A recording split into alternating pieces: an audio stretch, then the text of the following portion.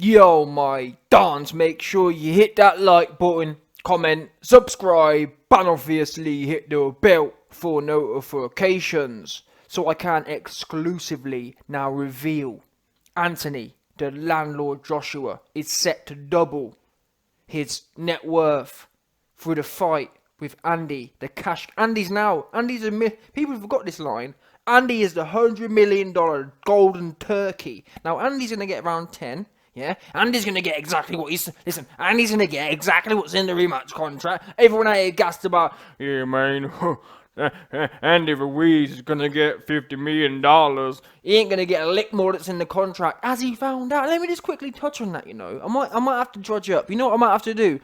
How my notes work, yeah. As time goes on, everything the YBCs gets written in a notepad, and essentially, after so much time, you end up missing quite a few stories because there ain't enough hours in a day to cover it all. But what I might have to do is, I know for a fact, I've got some unreleased, exclusive sources of Andy RUIZ and all this. You remember when Andy RUIZ was talking about, gonna need $50 million. I got a few of them ones there, still stashed away. A few of them exclusive ones. What I might have to do is, in the next few weeks, is bring some of them back out to play. Because people have forgotten what time it is. People need to be reminded. Gonna need $50 million. All that kind of business. What happened to that? What happened to talk to that? What happened to that? What happened to $50 million?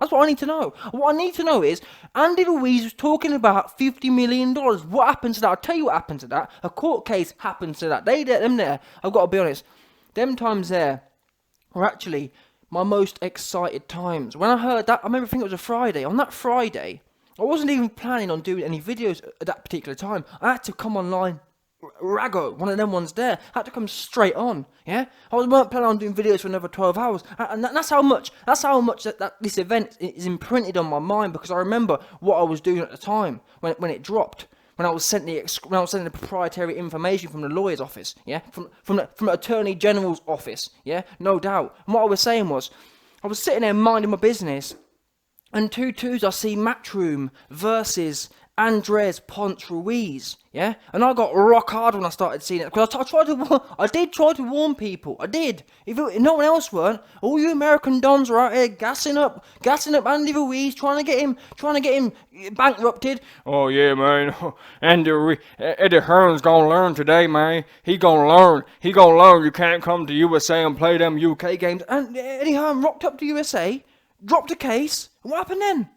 Andy RUIZ started crying. Al Gaiman didn't want no parts of it. Where was Al Gaiman? No word of a lie, I gotta be honest.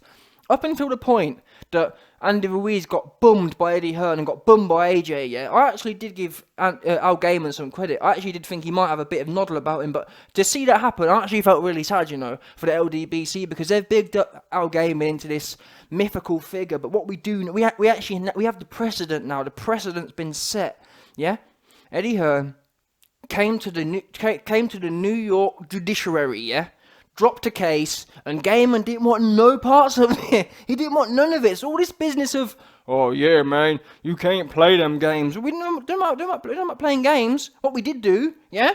We came to the New York judiciary, dropped a case, didn't want no parts of it. I was waiting for Al Gaiman to come out. No word of a lie.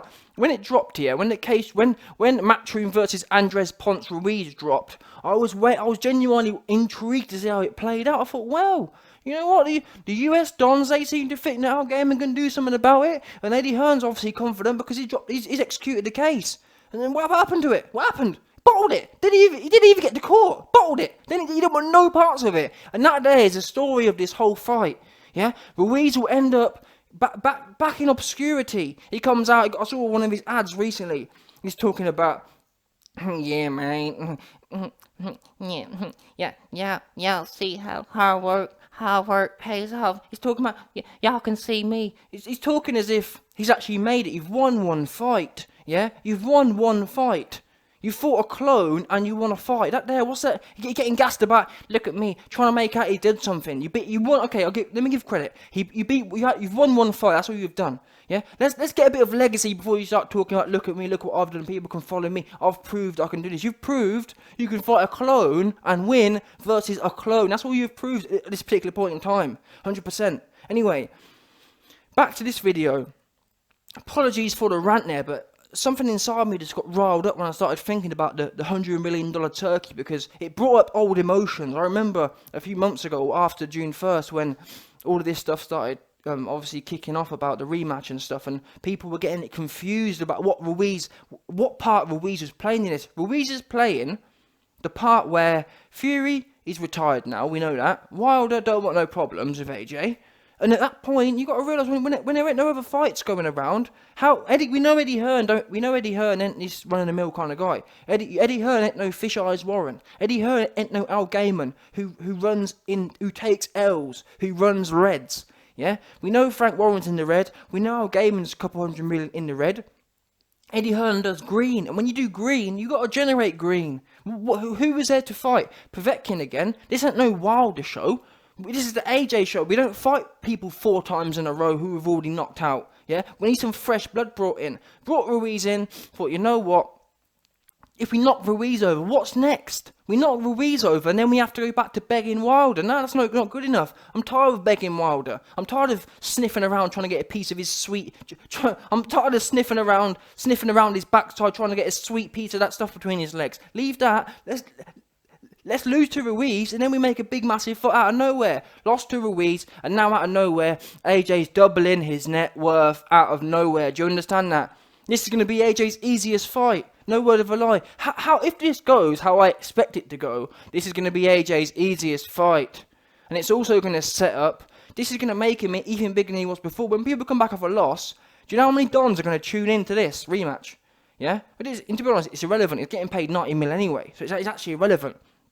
He's getting 90. Well, no, he's not getting 90. He's getting, the article here says he's getting 60, which makes sense because Ruiz will get 10 off the top. Well, you won't get, no. Yeah, Ruiz will get 10 off the top. AJ 90, but then dish out to Hearn and dish out to other people. There you go, 60 bang, 59 mil cash. Cash, yeah? Cash, no doubt, 100% cash. And if I was him, I'd make out I don't even live in the UK. Make out you live in one of them places there, what they called, I forgot what it's called. Yeah, Panama. Yeah, hey, let me vouch for AJ. I saw AJ. AJ's been in Panama for over 6 months this year. No taxes to be paid on that. 59 mil cash. Mr. Taxman, don't go sniffing around. How about you go sniffing around for all the politicians? Go do that, yeah? Sniff around for them. Leave my man's money where it is. That money's hard-earned money, yeah?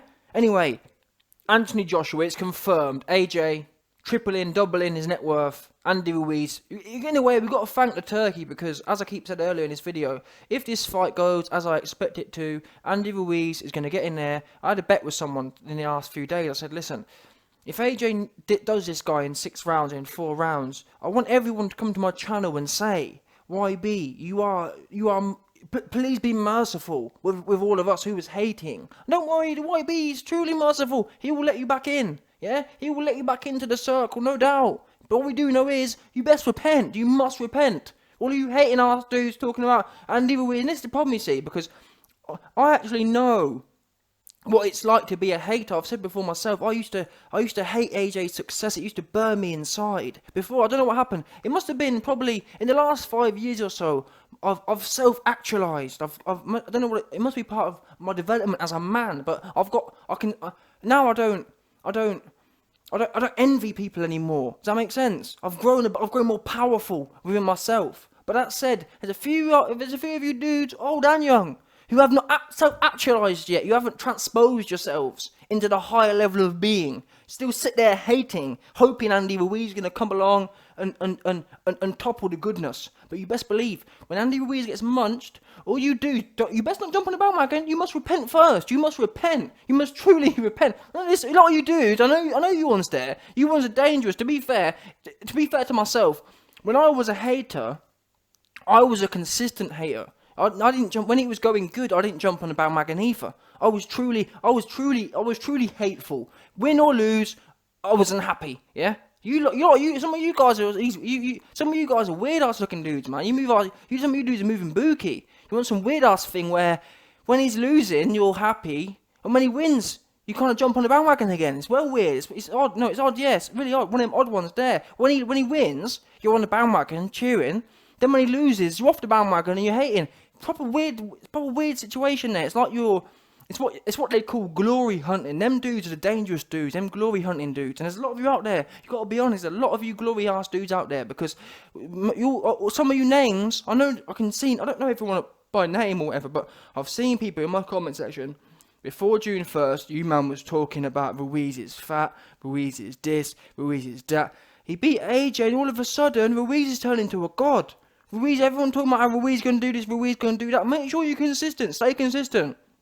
When your Don's head gets knocked spark off, make sure you sit there and you lay on your back with him. That's what you should do. If you're true fans, when he gets knocked spark out in your living room, you should lay down and feel like you have to. It's like what's that? In certain religions, they do things to replicate situations, and that's what you must do in this situation. When Andy Ruiz falls on December 7th, your best bet is to get on the floor and lay down on your back so that you know how he feels, yeah? You must appreciate how he feels. And then, when you want to come over to the bright side, put your comment in the section, say, listen, YB, I'm sorry, I was a hating ass dude, but now, like yourself, I have self-actualized, and I've seen the goodness in life now. I'm no longer a bookie ass, hating ass dude. That's what you must do. You must. You must. Don't just jump on the bandwagon again. Not good at all.